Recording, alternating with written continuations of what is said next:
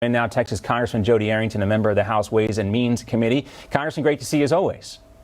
John, great to be with you, my friend. And, just want to remind everybody, who built the cages, Congressman, right? Who built the cages?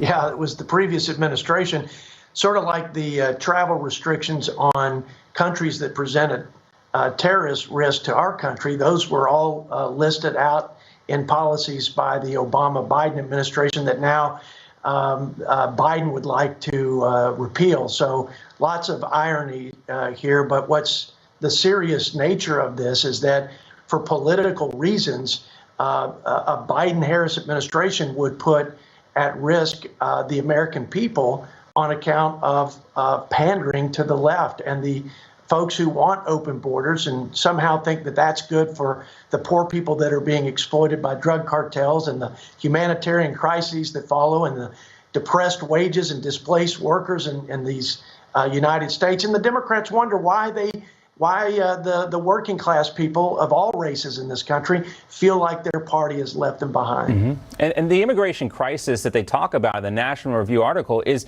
exactly the reason why the Obama-Biden administration had to build those cages in the first place. People were rushing to this country because they felt like arms were wide open to welcome them in here. And the Remain in Mexico policy and getting the Mexican government to agree to that policy was a huge win for the Trump administration and really to the American people because it did close that loophole.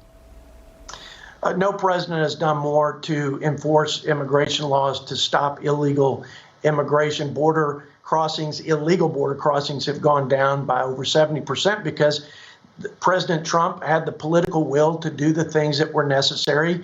In fact, he got Mexico to do more than the United States Congress by putting troops along their southern and northern borders. Of course, the Remain in Mexico policy, the fact that there was an expedited deportation of those who've had due process, that came under scrutiny too, as you can imagine. Mm-hmm. But the people of this great country ought to expect that we have protection for our sovereignty, that we have the citizen safety first and foremost, and that we have an immigration policy that supports our country and our culture and values. And by the way, that's not a Republican issue or those for just who happen to be Anglo-Americans. The Hispanic community in this country, I think it's condescending to think that they don't want secure borders and that they don't. It's an important point, too, because we'll talk about that in a second, because I think that's reflected in some of the president's pickups in some of these Democratic-leaning areas in Texas that he won this time around. But I want to talk about the issue of immigration more broadly, because this administration seems to get it. It's not just about securing the borders. It's also about,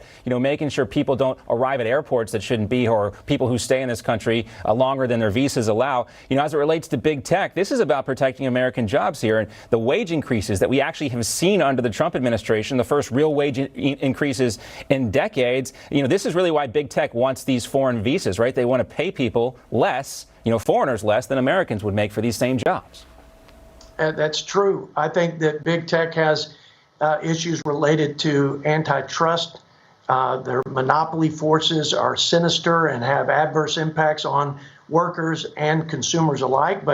And then you throw in the immigration policies that they support or the lack thereof, and you have depressed wages, and you have displaced, you have jobs that should and would otherwise go to American citizens. Mm-hmm. So yeah, they're part of the problem, and they're going to align with the open border folks like Biden-Harris and the folks that raised their hands on the stage and said, yeah, we think open borders is a good idea. And by the way, we ought to pay for their health care while they're here. Forget the fact that Medicare Trust Fund is insolvent. We can't even afford the health care for our seniors today. Yeah, it's busting at the seams. And as we mentioned, several historically Democratic counties in South Texas went red this election cycle.